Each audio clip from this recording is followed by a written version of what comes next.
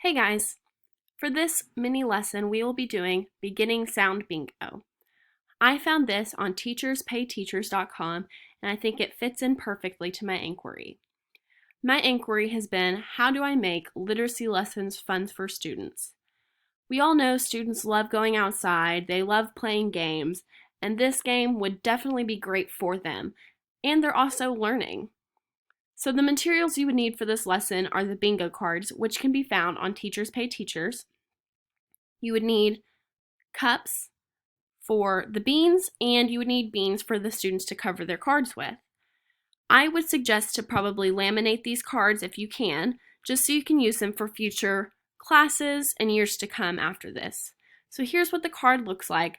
Has fun, bright colors on it, and students will really enjoy playing this game. You also have these cards, which are going to be for you, and you will call out these letters and the sounds so students can find them on their bingo card. You can make this where students win prizes, or you can just let them have fun and just continue to play over and over again for all the students. It's definitely okay if students don't win.